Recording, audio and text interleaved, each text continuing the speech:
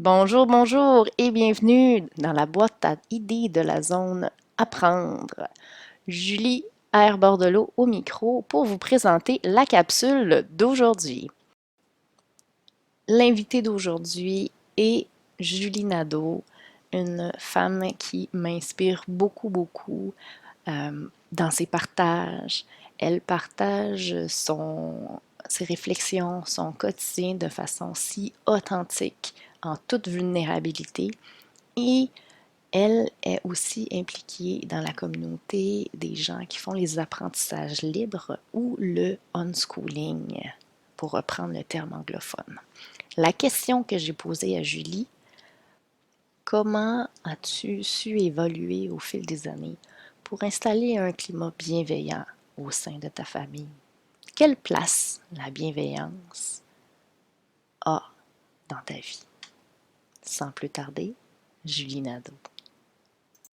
Merci pour la belle question, Julie. Je pense que j'adore cette question, même si je ne le savais pas, j'avais pas les mots pour exprimer ce que je voulais dans la relation avec mes enfants.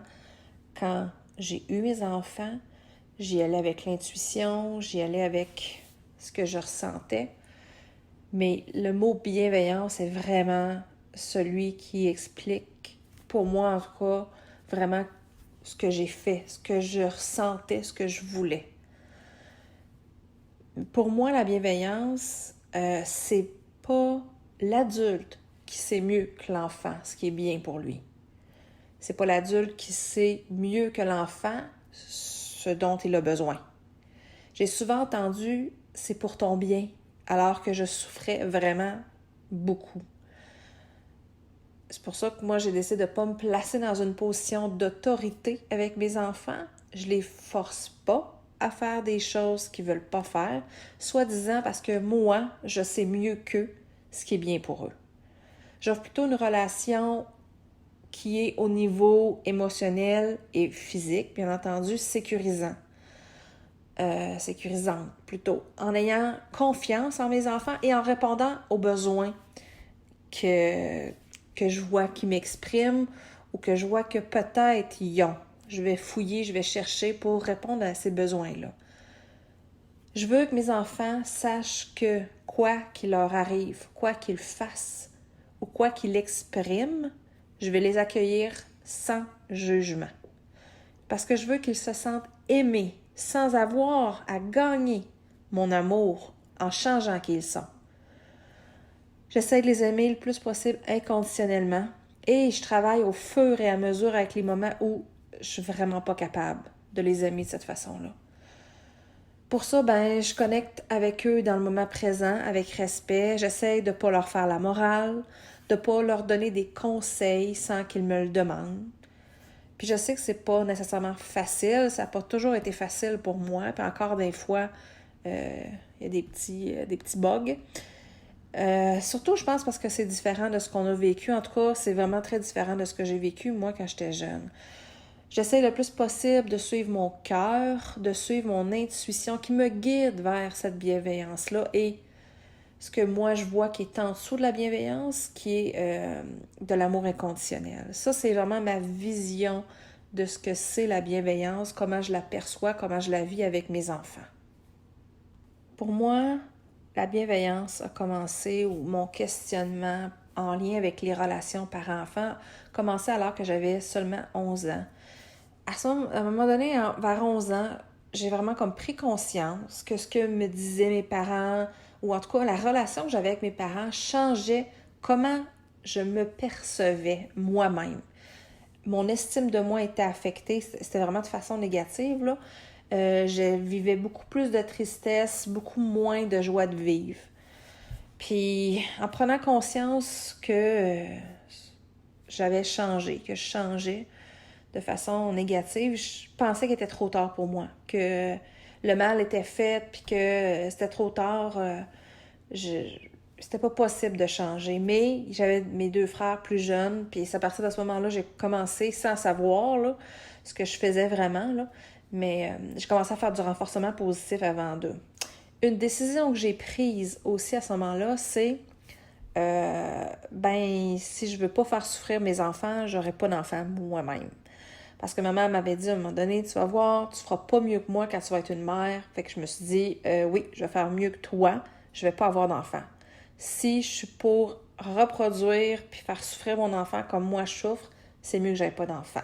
Donc, vers 11 ans, j'avais comme cette idée-là déjà, là.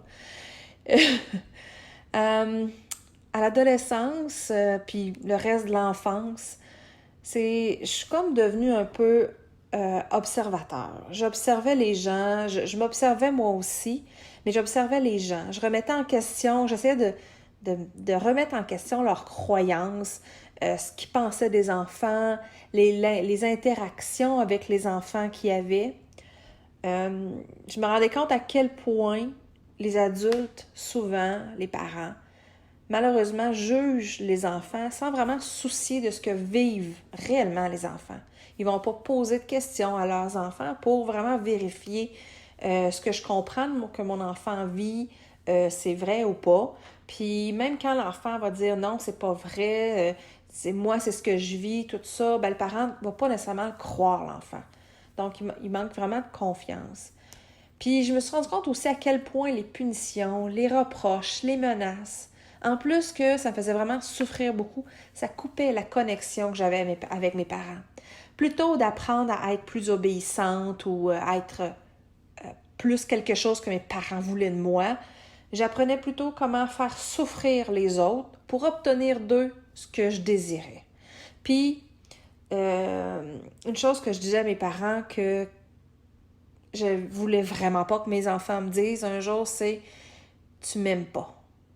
Je me souviens d'avoir dit ça à mes parents quand j'étais jeune, puis quand je le disais, là, c'était 100% vrai, dans le sens où est-ce que je me sentais seule, je me sentais abandonnée, je souffrais vraiment beaucoup.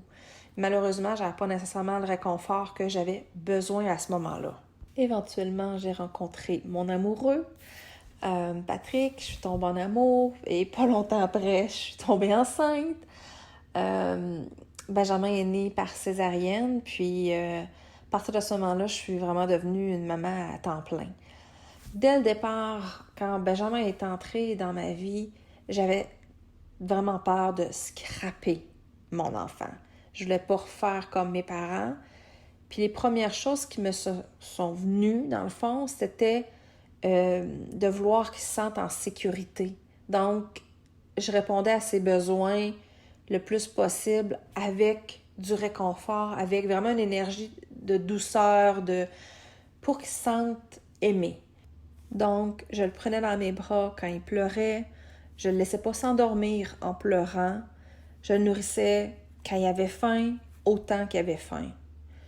Puis en même temps que j'ai commencé à être une mère, puis à essayer d'être bienveillante, puis à pas scraper mes enfants, j'ai commencé une thérapie avec Carmen, une psychologue, puis c'est vraiment un élément important de mon parcours parce que j'ai appris à quel point les émotions étaient puissantes et que c'était possible de transformer nos croyances. Donc, ce que je pensais qui n'était pas possible parce qu'il était trop tard pour moi, ben là, je me rendais compte que oui, ça se pouvait que ce soit possible.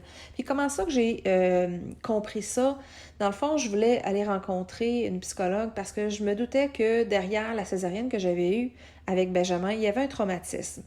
Puis j'avais raison, on a travaillé ce traumatisme-là avec une technique qui s'appelle EDMR, et une désensibilisation et un retraitement par le mouvement oculaire.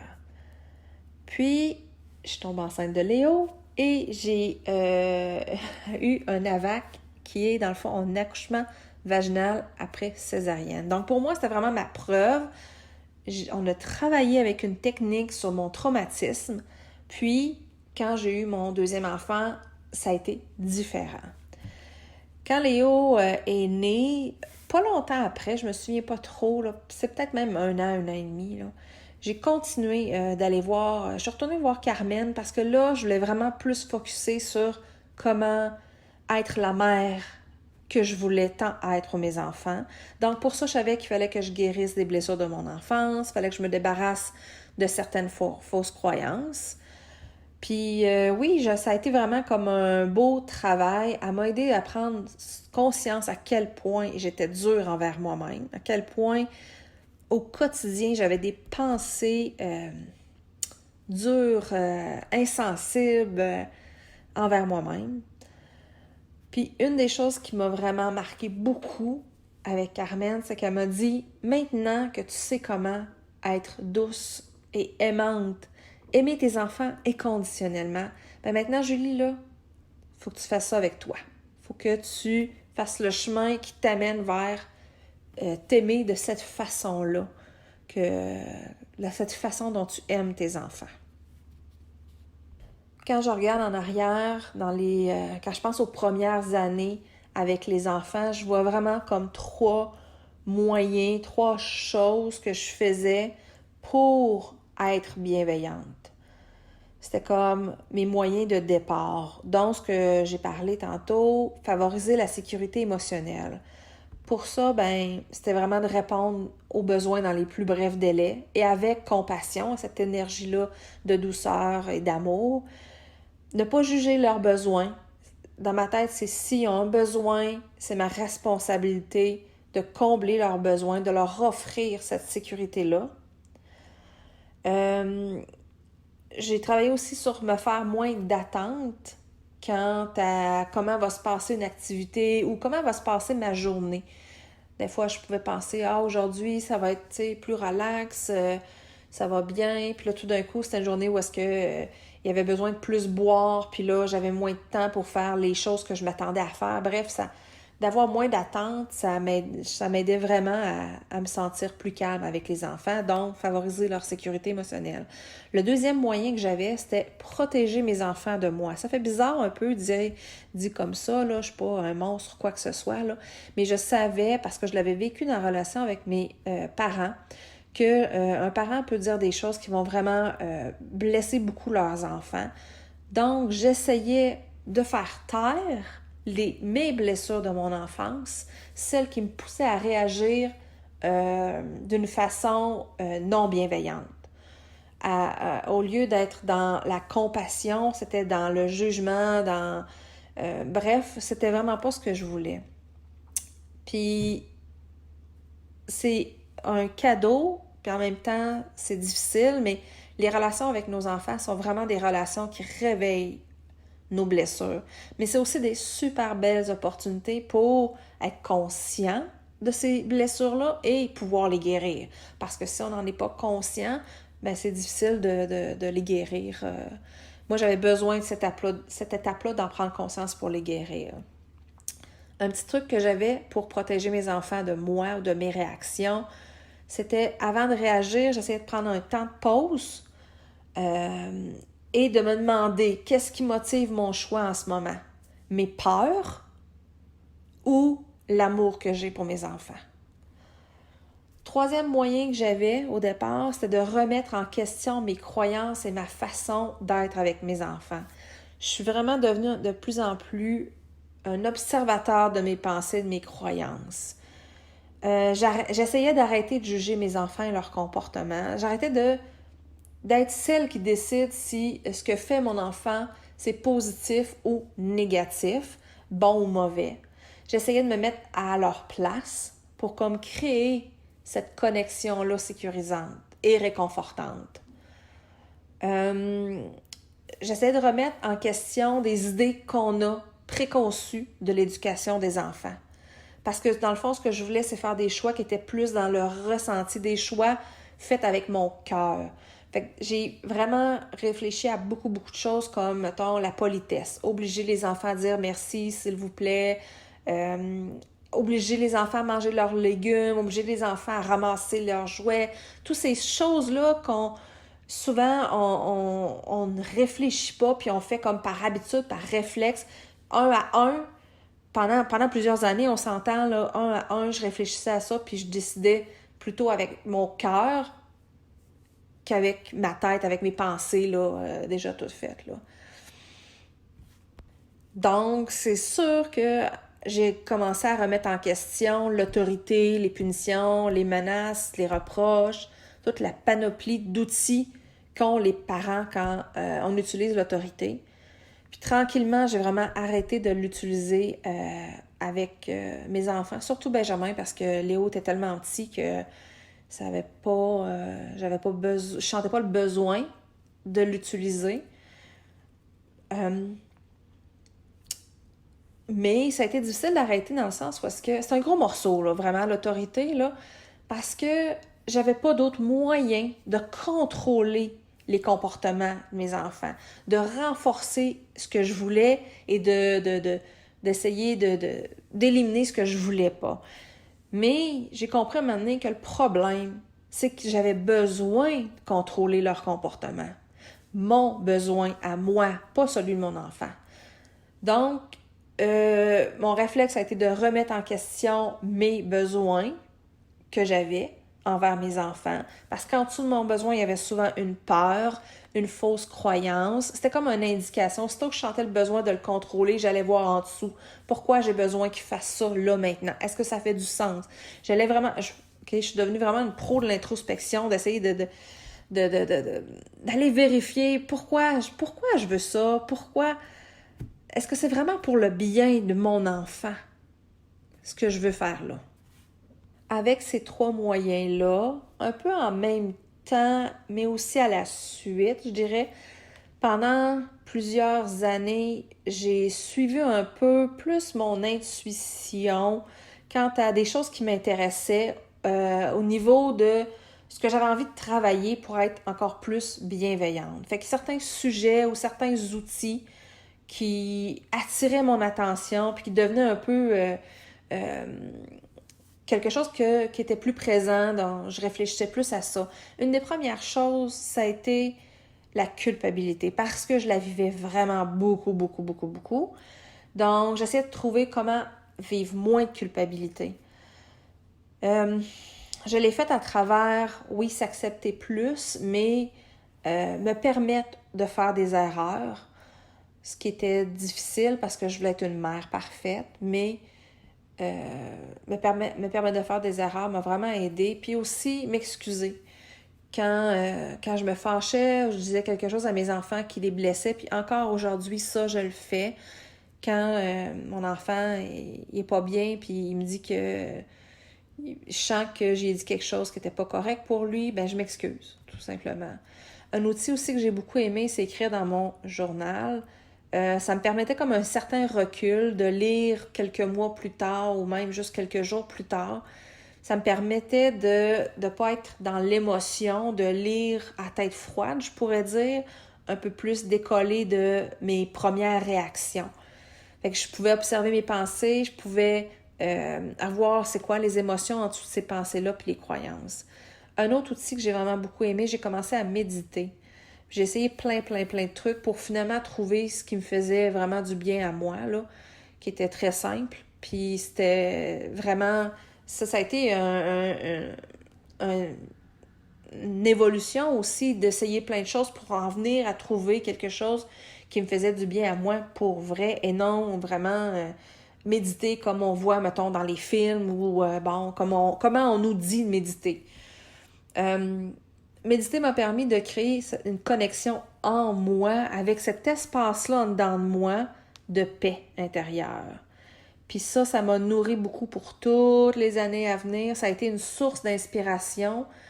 Au début, j'étais seulement capable de le vivre quand je méditais. Mais éventuellement, j'ai voulu continuer de ressentir cette paix-là. Puis le moyen que j'avais trouvé pour vivre cette paix-là était d'être dans le moment présent. Fait que ça a été quelque chose qui a suivi beaucoup de près la méditation. Essayer d'être dans le moment présent. Puis, éventuellement, une autre étape où, quand Benjamin a eu 6 ans, on a commencé à faire l'école maison, mais vraiment peu de temps après, j'ai lu et écouté une conférence de Naomi Aldort. Puis elle combine la bienveillance et l'école maison. Elle appelle ça le unschooling. C'est là qu'a commencé aussi un autre cheminement au niveau de l'éducation, la scolarité, ou bon, bref... comment les enfants apprennent ce qu'ils ont besoin pour être des adultes épanouis, là. Son livre continue encore de me faire cheminer à ce moment-là en réfléchissant à mes croyances sur les apprentissages des enfants et aussi en lien avec la relation.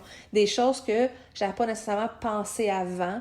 Là, maintenant, ça me permettait de creuser puis de voir ça différemment. Son livre m'a permis de continuer de me déscolariser, puis d'avoir aussi plus confiance en mon intuition qui me disait d'aimer mes enfants comme ils sont, sans leur faire sentir le besoin qui devait changer pour moi. Un autre sujet ou étape, c'est la confiance. J'ai vraiment choisi consciemment d'avoir confiance en mes enfants, un peu pareil comme je répondais à leurs besoins, je ne remettais pas en question leurs besoins, je ne décidais pas pour eux s'ils en avaient besoin ou pas. Bien, j'ai choisi de croire que mes enfants ont des raisons de faire ce qu'ils font et que même si moi et parfois eux ne savent pas pourquoi ils sont en colère, bien, ça leur donne quand même le droit d'exprimer leurs émotions. Je cherche plutôt à comprendre c'est quoi le besoin en dessous de la colère, en dessous de la crise, en dessous du comportement, plutôt que de vouloir contrôler le comportement. Puis aussi la confiance, j'ai confiance qu'ils ont la capacité de se développer et d'apprendre ce qu'ils ont besoin pour s'épanouir et devenir les adultes qu'ils ont envie de devenir. Je vois ça un peu comme un système par défaut. Les enfants, selon moi, sont naturellement curieux et veulent apprendre quand malheureusement on ne leur enlève pas le goût. Un autre gros morceau, j'en ai parlé un peu, la compassion et la connexion. Pour moi, là, la compassion, c'est comme un muscle, puis qu'au fil du temps, j'ai vraiment renforcé ce muscle-là pour être capable d'accéder plus facilement à la compassion à mon cœur, pour être en connexion avec mon enfant, plutôt que d'être dans mes pensées, dans mes fausses croyances. Donc, pour avoir le réflexe que quand mon enfant vient me voir ou quand mon enfant a un comportement X ou qui me dit telle chose, que je sois dans mes réflexes, dans mes croyances, dans mes pensées, ben le muscle, la compassion fait en sorte que j'accède plus facilement à mon cœur, à la compassion que j'ai pour mes enfants au lieu de les juger, là. Puis un jour, quel beau jour, je suis tombée sur le livre de Bruce Lipton qui s'appelle La biologie des croyances. Et pour moi, là, ça a été une confirmation de ce que j'avais compris quand j'avais juste 11 ans, que les pensées, les croyances qu'on porte en soi ont vraiment un impact sur notre vie, sur comment on se perçoit. Lui, il dit que nos croyances créent notre réalité. Et c'est ce que je crois aussi, malheureusement, trop souvent de façon négative. C'est comme un peu des limites, ça nous emprisonne dans notre zone de confort, puis sans qu'on s'en rende compte, souvent parce que on n'en a pas toujours conscience, c'est vraiment dans notre subconscient, souvent. Un autre bout aussi, c'est que j'ai vraiment continué d'essayer de guérir les blessures de mon enfance, le travail que j'avais commencé avec Carmen, pour rendre moins limitantes les nombreuses croyances que j'avais en moi qui défavorisaient une relation bienveillante avec mes enfants. Donc, j'ai continué de lire plusieurs livres sur le développement personnel, pour en venir qu'à ne pas prendre les choses personnelles, pour faire des compromis, pour ne pas avoir besoin d'avoir toujours raison, avoir le mot de la fin, bref.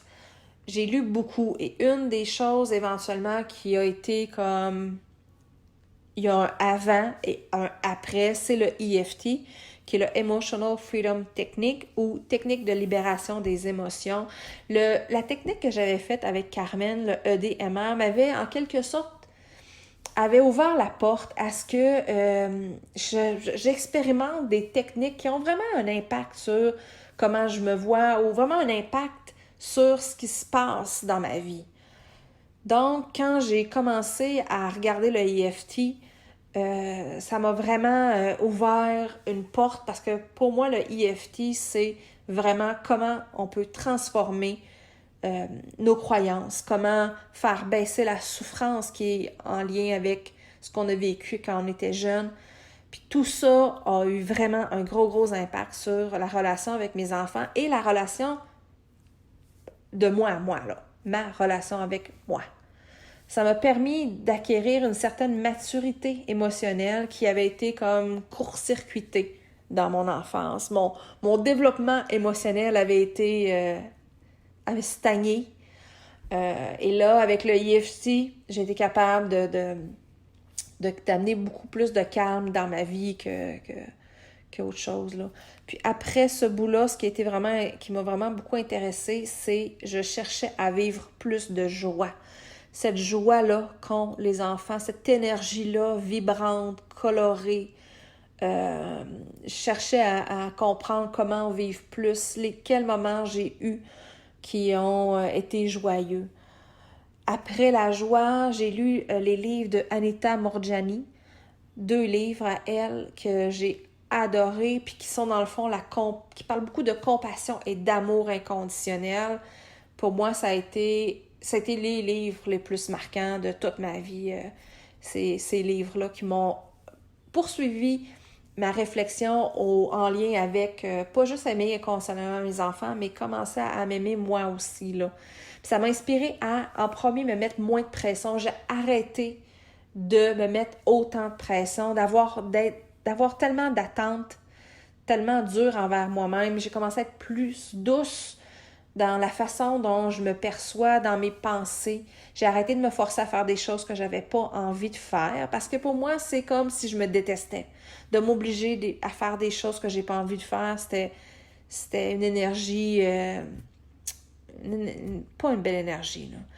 Après m'inspirer à me mettre moins de pression, j'ai commencé à m'intéresser à la lenteur et vivre encore plus le moment présent, parce que je sentais que en vivant de plus lentement, ben ça respectait ma sensibilité, puis j'étais capable d'être encore plus dans le moment présent si j'y allais plus lentement. Si ma journée, il y avait moins de choses à faire, s'il y avait des moments où je pouvais juste rien faire, pas nécessairement méditer, mais être assis à rien faire pour juste comme me connecter à moi-même, là. Ça m'a permis de vivre plus de douceur dans mon quotidien puis dans mes pensées. J'ai fait une vidéo là-dessus, j'ai fait une journée d'expérimentation où est-ce que je me suis dit, là, aujourd'hui, je vais vraiment bouger lentement. Je vais tout faire lentement pour voir qu'est-ce que ça va faire. Puis la conclusion, ça a été vraiment que cette douceur-là qui venait, que je ressentais, ben c'était de l'amour. Puis ça a été vraiment... ce qui m'anime beaucoup ces temps-ci depuis plusieurs mois, c'est m'aimer. M'aimer comme mes enfants, comme j'aime mes enfants, puis comme eux-mêmes, parce que les enfants, souvent, nous aiment inconditionnellement. Ils veulent pas qu'on change. Donc, j'ai appris à me réconforter. J'ai vraiment appris dans le moment présent, quand je me sens pas bien, de prendre le temps d'avoir des conditions physiques, comme je vais chercher ma doudou, j'allume ma chandelle, je me mets de la bulle musique, de la musique que j'ai envie d'écouter pour me réconforter. Parce que le réconfort, c'est de l'amour. Puis, m'aimer plus, être plus douce envers moi-même, là, je le sais, c'est vraiment plus favorable au bien-être de mes enfants. Je suis capable d'être encore plus dans la bienveillance avec eux. Puis, en même temps, je pense que d'être douce envers moi-même, ça fait en sorte que même si moi, j'étais le plus douce que j'étais capable avec eux, ben, s'ils voient que moi, je le vis aussi, ça leur donne la permission, le droit, je l'espère tellement, d'être bienveillants envers eux-mêmes pour toute leur vie.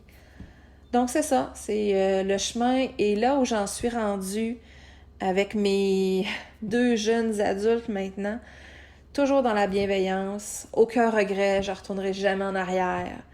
Ça a été une des plus belles choses de ma vie et je vous le souhaite à tous. Merci, merci pour ce magnifique témoignage, Julie. C'est toujours un plaisir de t'écouter, de voir de la façon que tu as évolué, où tu es allé chercher les outils.